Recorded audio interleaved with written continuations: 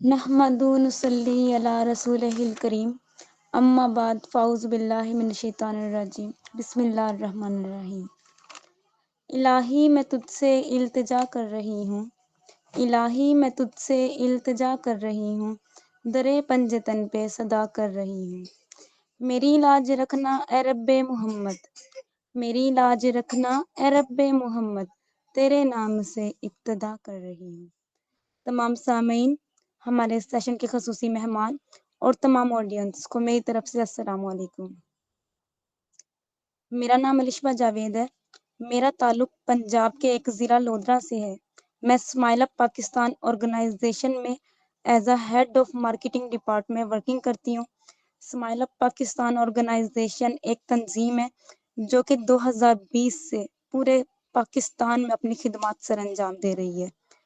Smile up Pakistan और मजीद इस वक्त 150 से ज़ायद मुख्तलिफ शहरों में यतीम लोगों को एक अच्छा लाइफस्टाइल प्रोवाइड करती है और इसके साथ साथ winter summer clothing drive, ration, शादी केसेस, फ्री केसेस वगैरह जैसी अपनी खिदमत सरअंजाम दे रही है और इन काविशों में बहुत से वॉलंटियर्स ने अपनी खिदमत सरअंजाम दी हैं और अपने तमाम फ़राइज़ बखूबी सरअंजाम दिए हैं।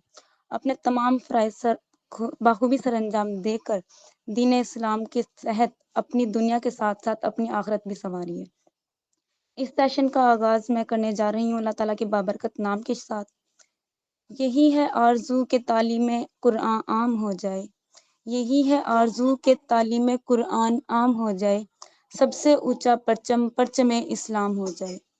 फैला दो लोगो इस्लाम को इस तरह, फैला दो लोगो इस्लाम को इस तरह कि बच्चा बच्चा भी हाफिज़ कुरान हो जाए। Now I will invite to Hafiz Muhammad Hamza for recite. He will recite the Holy Quran in his melodious voice. Please, Hafiz Muhammad Hamza. أعوذ بالله من الشيطان الرجيم بسم الله الرحمن الرحيم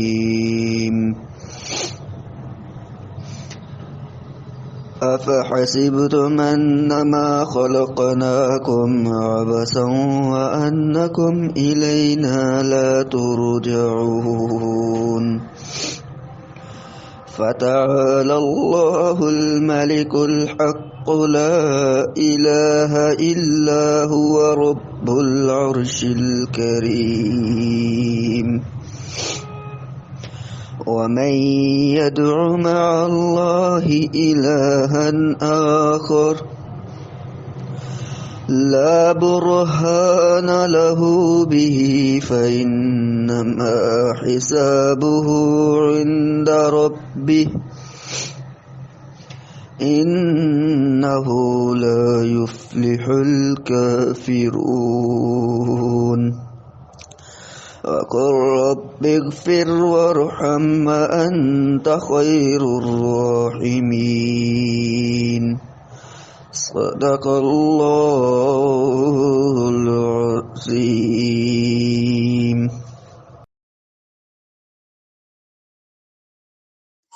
जज़ाकल्लाह। ये थे हाफिज मोहम्मद हमजा जिन्होंने अपनी खूबसूरत आवाज़ में कुरान मजीद की तिलावत पेश फरमाई। अब मैं आपको आज के हमारे सेशन के टॉपिक के मुतालिक आगाही देने जा रही हूँ और अपने खसूसी मेहमान को खुशामदीद करने जा रही हूँ। इस सेशन में हमारी स्पेशल गेस्ट स्पीकर जो कि मिस अरीबा सरवर हैं। Please miss Areeba Sarwar join us our session. Miss Areeba Sarwar जो कि एक साइकोलॉजिस्ट हैं, हमारे आज के सेशन के टॉपिक जो कि हाई स्ट्रेस लेट्स ब्रेकअप का टॉपिक है, हमें स्ट्रेस के बारे में रहनुमाई फरमाएंगी और बताएंगी कि किस तरह से स्ट्रेस को हम लोग हैंडल कर सकते हैं। Please miss Areeba join us. अस्सलाम वालेकुम ऑल ऑफ यू। कैसे हैं आप सब? उम्मीद करती हूँ आप सब ठीक होंगे। Thank you so much miss Alishba कि आपने मेरा इंट्रोडक्शन दिया और मुझे इनवाइट किया अपनी ऑर्गेनाइजेशन में ताकि मैं आप लोगों के साथ एक बहुत ही बेहतरीन टॉपिक है स्ट्रेस लेट्स ब्रेकअप के ऊपर अपनी नॉलेज जो है वो अपने पार्टिसिपेंट्स और आपके साथ शेयर कर सकूँ। हमारा जो आज का टॉपिक है उसकी थोड़ी जो है मैं little bit brief overview like आपको शेयर कर देती हूँ। फर्स्टली कि स्ट्रेस क्या होता है, क्यों होता है? स्ट्रेस एक ऐसी कंडीशन है जो कि आपको आपके किसी भी लाइफ प्रॉब्लम की वजह से या लाइफ इवेंट की वजह से जो है वो आपकी लाइफ में आ सकती है, किसी भी वजह से आ सकती है, किसी भी वजह से। इसमें आपको डिफरेंट चीज़ें फेस करनी पड़ सकती हैं, इरिटेबिलिटी फेस करनी पड़ सकती है, टेंशन, परेशानी, इस तरह की चीज़ें जब मिक्सअप होती हैं तो वो एक फैक्टर बना देती हैं जो कि स्ट्रेस कहलाता है। सो हम इसको ब्रीफली जो है वो पढ़ना स्टार्ट करते हैं। मैं आप लोगों को इसकी नॉलेज जो है वो प्रोवाइड करती हूँ, जिसमें firstly what is stress? Stress एक नॉर्मल ह्यूमन रिएक्शन है to everyone. In fact, that human designed to experience stress in the reaction of experience of some stressors like physical stress, mental responses. That's our stress. Okay. Next is that के sign of stresses. Sign of stresses क्या हो सकते हैं? Sign of stresses हो सकते हैं all the teenagers, all the youth, youngsters, adults, or old age persons. Sometimes they all experience the stress in the amount of different things like struggle। Struggle सबसे जो है वो बड़ी चीज है स्ट्रेस के दौरान, जो आपको बहुत फील करती है, क्योंकि जब भी इंसान किसी भी चीज का मोटिव ले रहा होता है, कुछ भी कर रहा होता है, तो फर्स्टली वो स्ट्रगल करता है, और वो स्ट्रगलर जब होता है तो उसको स्ट्रेस फैक्टर्स ज्यादा शो होते हैं उसके माइंड में। सो इसमें लर्निंग रिलेशनशिप, जब न्यू रिलेशनशिप्स बना रहे होते हैं, या फिर जो है वो न्यू स्ट्रेटजीज बना रहे होते हैं हम अपनी स्टडी को कंप्लीट करने के लिए, अपनी एजुकेशन, हायर एजुकेशन के लिए, तो तब हम जो है वो लाइफ की जब फंक्शनिंग हो रही होती है तो फिर स्ट्रेस मैनिफेस्ट करता है डिफरेंट वेज में। इसके सम सिम्टम्स हो सकते हैं स्ट्रेस मिमिक, जो नॉर्मल टीन बिहेवियर है। इसके अब डिफरेंट जो है वो फैक्टर्स हैं, जिसमें emotional changes, physical changes, behavioural changes and cognitive changes आते हैं। अब इमोशनल चेंजेस क्या हो सकते हैं? When you express your stress या फील करते हैं स्ट्रेस को, देन आपके अंदर सबसे पहले जो इमोशनल चेंजेस आते हैं वो अपेयर करते हैं एगिटेशन को। उसके बाद एंशियस फीलिंग हो जाती है, सम डिप्रेस्ड फीलिंग होती है, लाइक आप दूसरों से अलग रहना पसंद करते हैं, खामोश रहना पसंद करते हैं, किसी से ज़्यादा बात करना पसंद नहीं करते। ये सब चीज़ें आ सकती है। आपका बिहेवियर पैटर्न जो है ना, वो नॉर्मल लाइफ से बिल्कुल चेंज होना स्टार्ट हो जाता है आहिस्ता-आहिस्ता इमोशनल चेंजेस में। देन आते हैं फिजिकल चेंजेस। फिजिकल चेंजेस में जब आप स्ट्रेस को जो है वो अंडर होते हैं, तब आप लाइकली सिक फील करते हैं on the have every time, आप कंप्लेन करते हैं हेडेक की, स्टोमक प्रॉब्लम की, एचेस की एंड पेन की, कि आपको बॉडी पेन हो रहा है, ये जो गर्दन के प्लेसेस होते हैं, आप नेक प्लेसेस, इसमें पेन हो रहा है, या हेड जो है इसमें पेन हो रहा है, आईज पेन हो रहा है, स्टमक में आपको प्रॉब्लम रहती है, क्योंकि जब हमारे फिजिकल चेंजेस आते हैं साथ में बिहेवियरल चेंजेस भी आते हैं। क्योंकि इन दोनों को मैं लैब करके आपको बताऊंगी कि बिहेवियरल चेंजेस जब आते हैं ना, तो उसमें आपकी ईटिंग एंड स्लीपिंग हैबिट्स जो है वो काफी खराब हो जाती है, काफी चेंजेस आ जाते हैं। तो जब ईटिंग हैबिट्स, पहले आप एक नॉर्मल वे में अपना खाना खा रहे हैं 3 टाइम का या 2 टाइम का, और फिर आपने अपने स्ट्रेस के अंडर आने के बाद आपने 1 टाइम खाना शुरू कर दिया, या जंक फूड खाना शुरू कर दिया, फास्ट फूड खाना स्टार्ट कर दिया, तो आपका स्टमक जो है वो उस चीज़ को इतनी जल्दी एक्सेप्ट नहीं कर रहा, और उससे आपको स्टमक प्रॉब्लम्स हो रही हैं। फिर आपको बहुत ज़्यादा हेडेक करने लगा, क्योंकि समटाइम्स स्लीप, आपकी नींद पूरी नहीं होती, तब भी आपको हेडेक होता है। तो स्लीप पैटर्न्स में जब चेंजेस आ रहे हैं तो आपको बॉडी पेन्स भी होंगे, लेग पेन्स भी होंगे और हेडेक भी होगा। फिर आप अपनी नॉर्मल लाइफ एक्टिविटीज़ को जो है वो अवॉइड करना स्टार्ट कर देते हैं, जिसमें आपके बिहेवियर का बहुत बड़ा रोल होता है, कि आपका बिहेवियर एकदम ऐसे चेंज सा होना स्टार्ट हो जाता है। फिर आता है कॉग्निटिव चेंजेस। कॉग्निटिव चेंजेस में जो है वो आप नोटिस करते हैं कि आपकी कंसंट्रेशन किसी भी चीज को लेकर बहुत कम हो जाती है। आप चीजों को फॉरगेटफुलनेस का बिहेवियर आता है, इसमें आप चीजों को भूलना स्टार्ट कर देते हैं।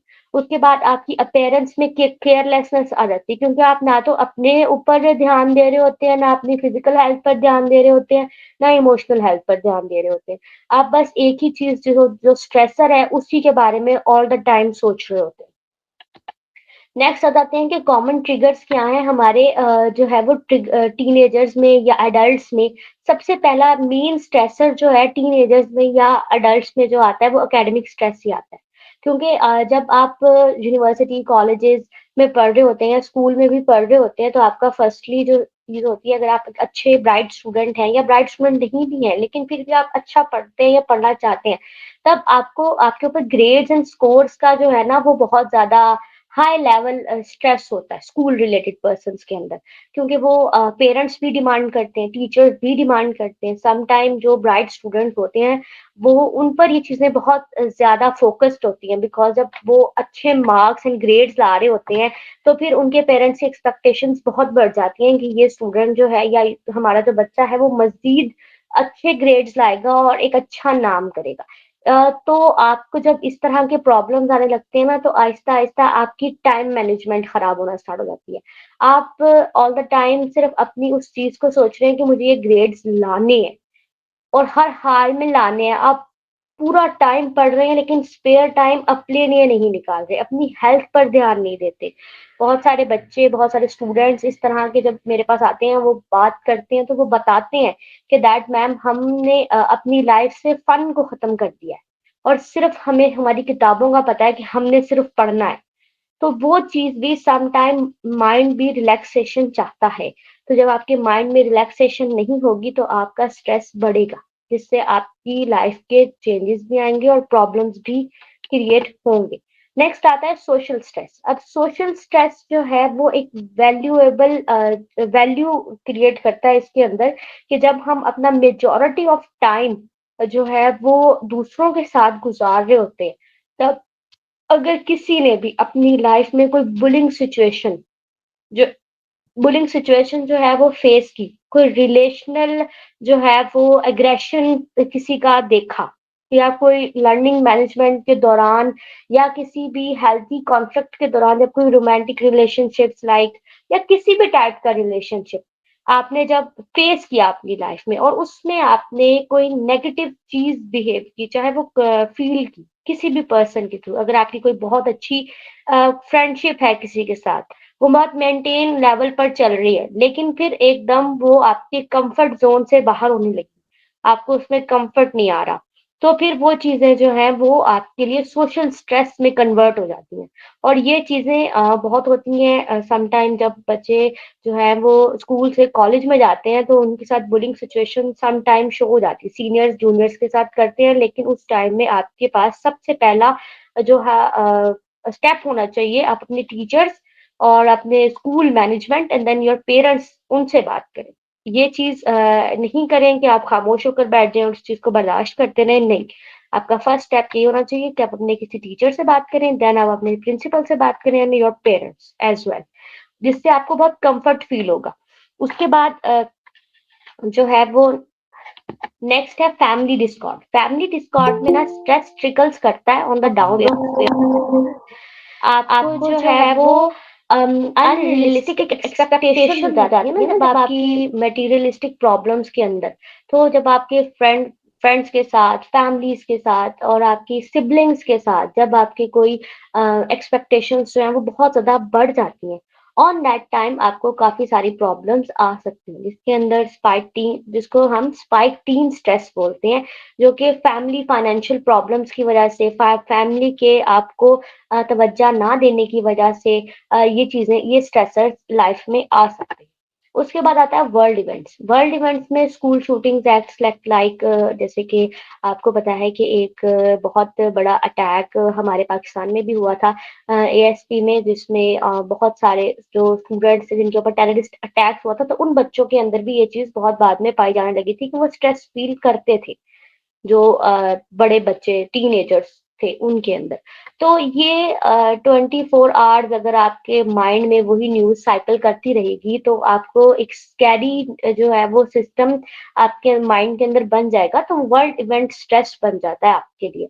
आपको हर वक़्त अपने लव्ड वन्स की और अपनी और अपने आस-पास के लोगों की सेफ्टी की फ़िक्र रहने लगती है, जो कि एक स्ट्रेसर सिचुएशन बन सकती है। एक ट्रॉमेटिक इवेंट वो होता है जिसमें डेथ ऑफ फैमिली मेंबर हो, या किसी बहुत ही करीबी दोस्त का एक्सीडेंट, या कोई क्रॉनिक सिकनेस आई हो, जिससे आपको इमोशनल या फिजिकल अब्यूज मिला हो, जिसका लॉन्ग लास्टिंग इम्पैक्ट हो सकता है। सम टाइम कुछ बच्चे जो हैं वो ऐसे होते हैं, जब उनके जो है वो पेरेंट्स के दरमियान या उनके फैमिली में कोई ऐसा मदर की डेथ हो जाए या पेरेंट्स में डाइवोर्स हो जाए, तो वो उनके लिए एक ट्रॉमेटिक इवेंट बन जाता है, जो कि अप्रोक्सीमेटली 10% ऑफ ऐसे टीनेजर्स हैं जो इससे बहुत ज़्यादा इफ़ेक्ट होते हैं, इफ़ेक्ट प्रॉब्लम्स आ जाती है, उनके अंदर एक स्ट्रेस फैक्टर बन जाता है। नेक्स्ट आते हैं हमारे पास सम सिग्निफिकेंट चेंजेस, जिसके अंदर जो है वो कोई भी एडल्ट या टीन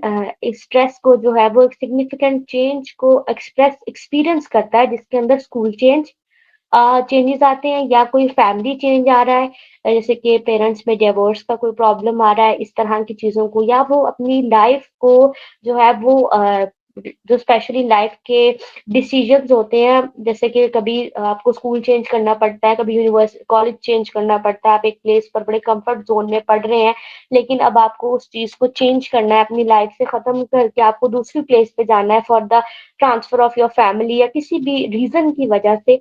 तो वो एक ओवरवेलमिंग जो है वेलमिंग कंफ्यूजिंग सिस्टम हो जाता है, जो कि आपकी डेवलपमेंट में भी थोड़ी प्रॉब्लम्स क्रिएट करता है, तो उससे स्ट्रेस क्रिएट हो सकता है।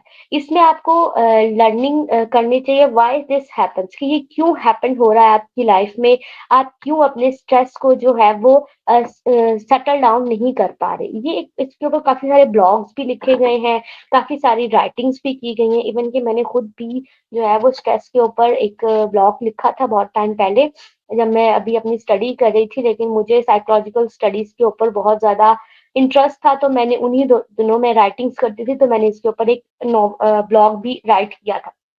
स्ट्रेस, अब जो स्ट्रेस की मेन वजह, हमारी बॉडी क्या रोल प्ले करती है स्ट्रेस के अंदर, उस बारे में जानेंगे। कॉर्टिसोल एक हार्मोन है जिसे स्ट्रेस हार्मोन कहा जाता है। वो हमारी बॉडी में, हमारे एड्रिनल ग्लैंड्स में during the time of stress secrete होता है, जो कि हमारे बॉडी जो कि सेल्स होते हैं, रिसेप्टर सेल्स, उनके साथ वो अटैच करता है, जिससे हमारे जो है वो क्रिटिकल और नॉर्मल सिचुएशंस को, डेली फंक्शंस को जो है वो इफेक्ट क्रिएट करता है। इससे हमारा ब्लड शुगर लेवल जो है वो भी बढ़ता है, और हमारी जो है वो एक ब्लोटिंग फील होना शुरू हो जाती है आपको अपनी बॉडी के अंदर। ये एक ऐसी स्टिमुलेशन है जो कि आपको काफी प्रॉब्लम्स क्रिएट करती हैं, ये हार्मोन। अब हमारे पास आ जाती हैं स्ट्रेटजीज, कि हम कौन सी स्ट्रेटजीज को यूज करके अपना जो है वो स्ट्रेस के ऊपर कोप कर सकते हैं, खुद से भी या दूसरों की भी हेल्प कर सकते हैं इन स्ट्रेटजीज को उन्हें बताकर या उनके साथ एक्सपीरियंस करवाकर। सबसे पहली चीज एक्सरसाइज आती है। जब भी कोई पर्सन हमारे पास आता है, तो पहले हम उसे कहते हैं कि वो अपने उस स्ट्रेसर्स की वजह जानने की कोशिश करते हैं, फिर उसको पहला काम, क्योंकि बहुत ज्यादा जो स्ट्रेसफुल पर्सन जो होते हैं, वो अपनी फिजिकल एक्टिविटीज को बहुत कम कर देते हैं। उनकी फिजिकल एक्टिविटी को बढ़ाने के लिए हम उन्हें एक्सरसाइज रेकमेंड करते हैं, जो कि एक बहुत बड़ा स्ट्रेस रिलीवर है, जिसमें आपके कार्डियोवास्कुलर ट्रेनिंग्स होती हैं, जो कि रेजिस्टेंस पैदा करता है आपके अंदर, कि आप बहुत सारी जो है वो पॉजिटिव चेंजेस आपकी माइंड एंड बॉडी दोनों के अंदर पैदा होती है, जिसमें आपकी इंटेंसिटी जो है वो कम से कम 90 मिनट्स, लोअर इंटेंसिटी जो होती है ना वो 4 to 5 टाइम्स पर वीक। इस तरह से हम सेटल डाउन करते हैं उनके स्केड्यूल्स को। उन्हें कहते हैं कि उस टाइम में वो अपने आप को हाइड्रेटेड रखें, वाटर एंड राइट फूड का यूज करें, ताकि वो अपनी बॉडी को फ्यूल प्रोवाइड कर सके एक प्रॉपर एक्सरसाइज के लिए। उसके बाद आता है न्यूट्रिशंस। न्यूट्रिशंस जो है वो एक बहुत इंपॉर्टेंट की है किसी भी पर्सन को जो है वो स्ट्रेस से कम करने के लिए, क्योंकि सम टाइम स्ट्रेस के दौरान बहुत सारे लोग बहुत ज़्यादा जंक फूड या स्वीट का यूज़ करते हैं स्ट्रेस से दूर रहने के लिए। तो जब वो इस तरह की चीज़ों का यूज़ करते हैं, तो उनका वेट बढ़ जाता है। तो एक्सरसाइज में उन्हें फिर बताया जाता है कि वो 1200 कैलोरीज से मिनिमम 1200 कैलोरीज का फूड वो यूज कर सकते हैं अपनी बीएमआर को मतलब कि मेटाबॉलिक रेट जो होते हैं बॉडी के बीएमआर जो होते हैं, उनको ध्यान में रखते हुए, जिससे वो एक नेचुरल फूड सोर्स यूज करते हैं, फ्रूट्स, ठीक है, जिसमें फार्म फ्रूट्स आ जाते हैं। उसके अलावा जो है वो बहुत ज्यादा हेल्दी खाना नहीं, यानी कि जैसे हैवी चीजें यूज नहीं करानी। अगर वेट बहुत गिर रहा है तो फिर थोड़ा हैवी फूड खिलाते हैं जिसमें मीट आ जाता है, फिश, इस तरह की चीजें आ जाती हैं जो कि उनके वेट को थोड़ा गेन करने में हेल्प करें। और अगर वेट बहुत ज्यादा है तो फिर वेट को कम करने के लिए नॉर्मल फूड की न्यूट्रिशन उन्हें बताई जाती है। उसके बाद आती है स्लीप। स्लीप एक ऐसा क्रिटिकल रिलीविंग स्ट्रेस है जिसके अंदर आप अपने बहुत सारे स्ट्रेसेस को अपनी लाइफ से खत्म करके क्रेजीली अपने लाइफ स्ट्रेस को हैंडल कर सकते हैं।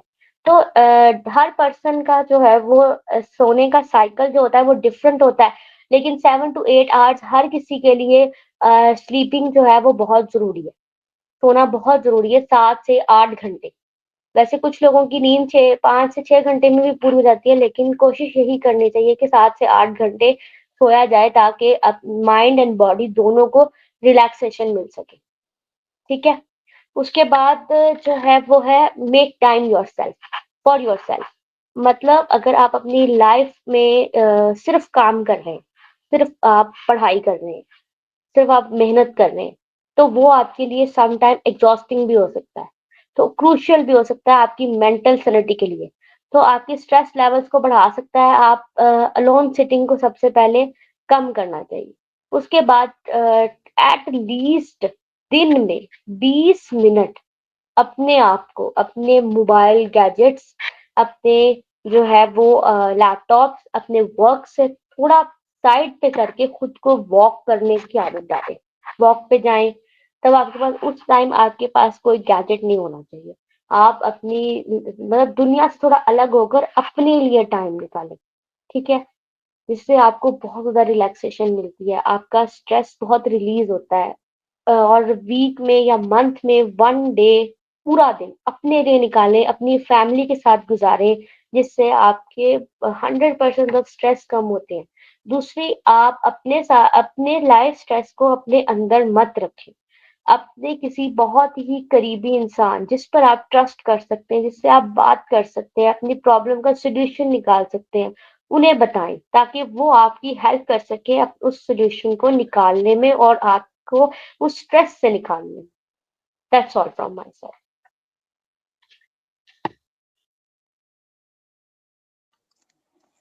Thank you so much miss Areeba. आपने हमें बताया स्ट्रेस के बारे में और उसको कैसे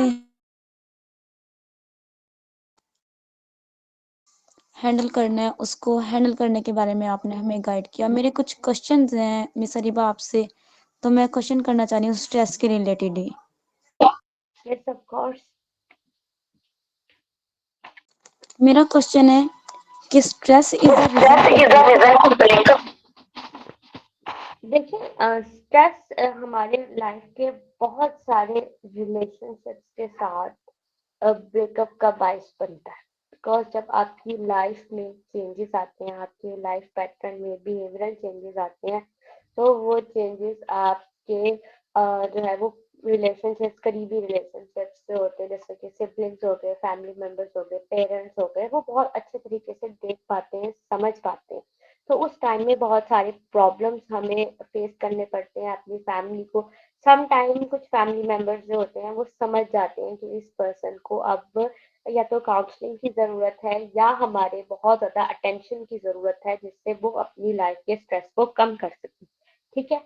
तो इस चीज़ को लेकर हमें ये कोशिश करनी चाहिए कि हम, जैसे कि मैंने लास्ट ऑफ द सेशन में भी बोला कि हमें अपने किसी करीबी मेंबर से ज़रूर अपने लाइफ स्ट्रेस को के बारे में बात करनी चाहिए ताकि हमारा ब्रेकअप हमारे स्ट्रेस से हो, ना कि हमारी फैमिली के किसी मेंबर से। ठीक है। नेक्स्ट क्वेश्चन अगर किसी का है। जी ठीक है। नेक्स्ट क्वेश्चन है मेरा कि जी। How do we deal with breakup stress.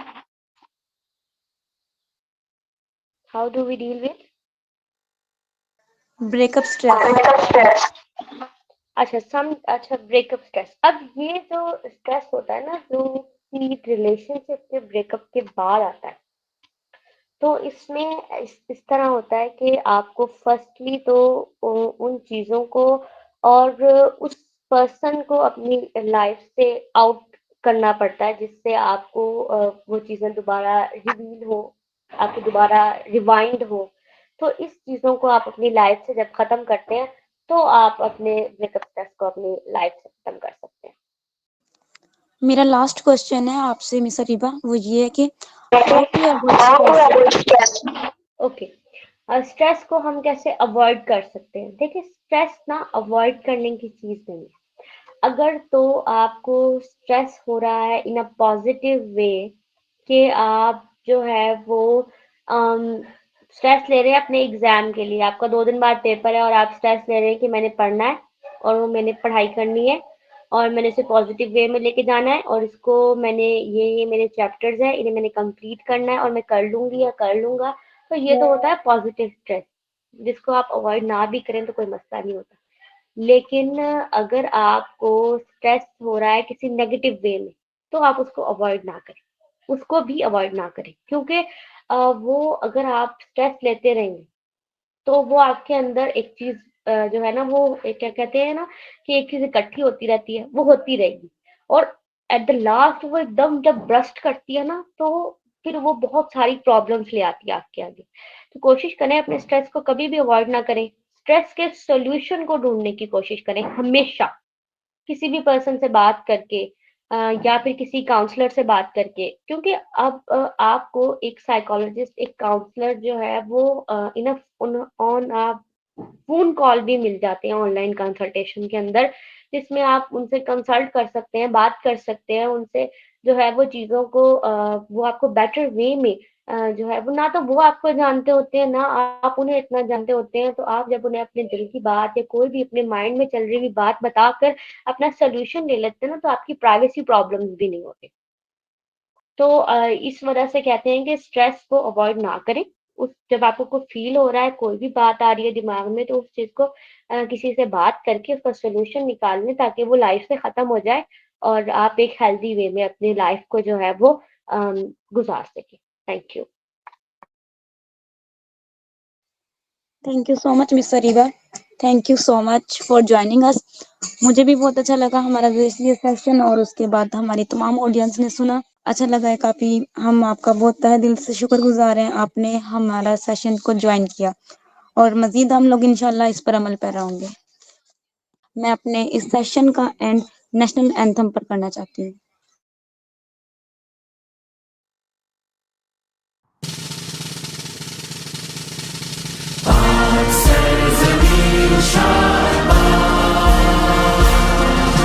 کشور حسین